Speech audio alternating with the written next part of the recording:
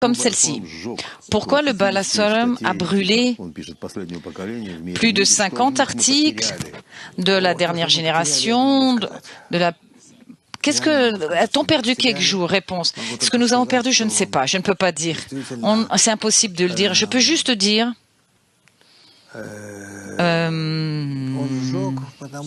qu'il a brûlé.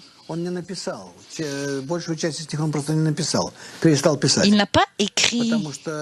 La plupart des choses, il les a pas écrites. Il a arrêté d'écrire parce qu'on lui interdit. On lui interdit de publier des articles. Même, vous voyez, de nos jours, l'Internet, des fois, nous interdit de publier. Mais aujourd'hui, ça ne nous dérange pas, même si on nous interdit, entre guillemets, par Internet. Mais à son époque, c'était impossible.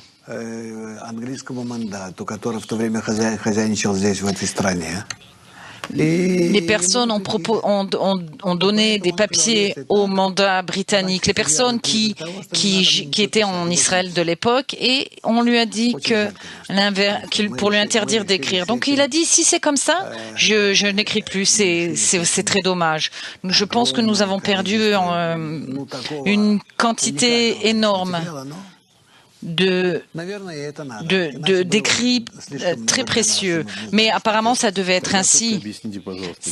Sinon, peut-être que c'était trop pour nous. Simeon, alors, pour continuer cette question, pourquoi vous dites de nombreuses fois que ça aussi c'est une découverte, le fait de révélation quand on brûle ses écrits.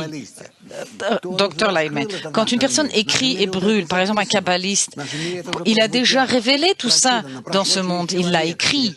Ça a été dit, lu, la personne l'a ressenti, c'est-à-dire la force supérieure c'est déjà révélé en la personne.